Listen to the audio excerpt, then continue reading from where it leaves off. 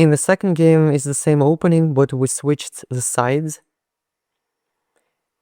And it's actually mean how Stockfish gives b6 an inaccuracy in this game, but not in the previous one. Very, very mean. So the move order is the same. Here in the previous game I played bishop to d3. Ferrous decides to come up with a creative plan, plays queen to g4. We're all taught not to bring our queen out early in the opening, but actually this cannot be punished that easily. So essentially the best plan here is to play knight to f6, allow this capture, rook g8, and then to take the knight and the pawn. With that, black will be trading off their flank pawn for white's center pawn. That would be the cleanest conversion, but I play queen f6, queen g3, trying to sneakily attack my c7 pawn. Luckily I have eyes, and I play d6, a3, forcing this trade, and queen takes c3, attacking my pawn again. Here I saw that I could play bishop takes e4, allow this, and then that gets tricky because if I play d5 there, I actually lose the game. So let me show you. Bishop takes, queen takes 7, d5. This loses the game. First of all, because queen to b7, such a corny attack on the rook ends up winning it. Second of all, there's bishop b5, and black here is actually getting checkmated by force. So I have to be very careful here, not to play d5, but to bring my knight, prepare castling, sacrifice the pawn completely, and argue that while white wastes time taking my pawns and moving their queen around, I'm getting development. That would make sense. But instead of all of that, I play queen to e7, playing it a bit more passively and securing my pawn at c7, queen g3 back. I play queen f6 and I decide if Ferrous wants to repeat the position, if it plays queen c3 now, I will take. Little did I know, Ferrous had no intentions of repeating the position, just plays bishop d3. And here, the best approach by black is to trade the queens with queen to g6, because any other move loses something. For example, if I play queen takes d4, there's bishop c3, and I lose my pawn and my rook. If queen to e7, I lose my rook like this. That's the entire purpose of the queen in f6, to defend g7. I here think that I'm in no danger, and I play a terrible move, knight to c6. That's what I thought. I'm attacking d4, preparing ideas of e5. But it turns out, white has e5 themselves. And I'm just losing here. At this point I have to sacrifice the knight, d takes e5, and trade the queens. This position is the best I can get, where I'm down a piece for 2 pawns. But I made it even worse by playing d takes e5, completely unaware that bishop to g5 traps the queen. When I was playing this game, I couldn't believe I lost my queen to the machine.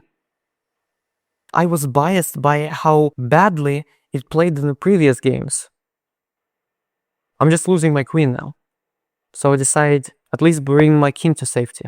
That's basically the best I can do here. So I lose my queen, as I was supposed to, queen takes g7, and here I still was self-confident, thinking I had some counterplay against Ferrous. On the king's side, the pawn is hanging, the bishop is pointing toward g2. I thought maybe I could do something, so I played knight to d7. Knight e2, I take the pawn in z4, and now not even taking back, but bishop to e4, forcing a trade of minor pieces. I cannot do anything about it. I should avoid trades, but I can't prevent this one. So I play e5 to reinforce my center, and bishop f5, pinning my knight to the king. Very annoying ping. I cannot move my king because bishop takes e7, and I cannot recapture the rook because the second rook would be hanging. At least I don't blunder that, and play knight e7 to try to get rid of the bishop. Bishop takes e7, I recapture, and queen takes e5. I'm completely losing here. And at this point, I don't even know what to do, honestly. because looking this position, I can see that any move loses something. I play bishop takes g2, and queen takes d4 check comes with a terrible realization. My king doesn't have a good move at all, because if I play, well, first, the most evident ones, like king to e8 just blunders a rook.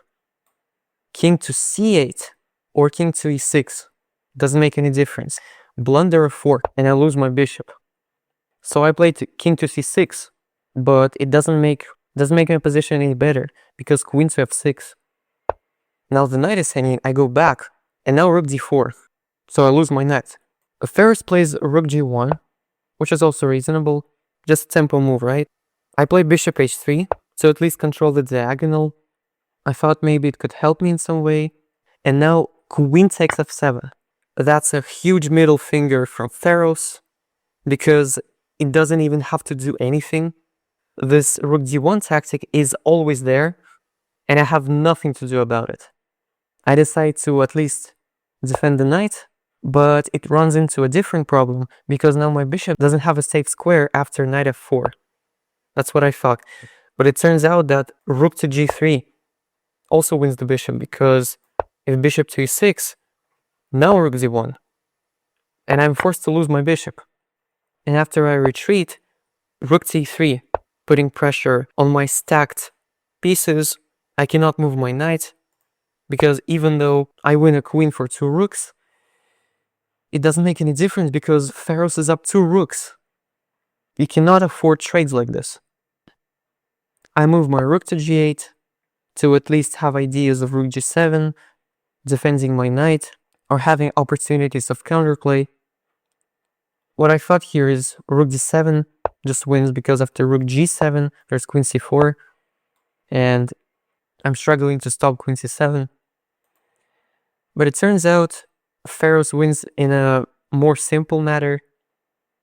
Here just queen d7, attacking my knight. I cannot defend it, so I play h5. Like, what else can I do? I lose my knight. King b7. Ferrous cuts my king off, forks me, wins my rook, and I have nothing to do at this point. Queen d8. I move my pawn to save it, like it saves the game. Rook d7, I lose my pawn. Very beautiful checkmating sequence. b5 is one of the only moves. And now I lose with queen f6, king a5, and rook takes a7. Queen d6 leads to the same checkmate. Ferrous chooses a creative way. b4, completely restricting my king. King b6 is a Zugzwang move. And queen d6 is checkmate.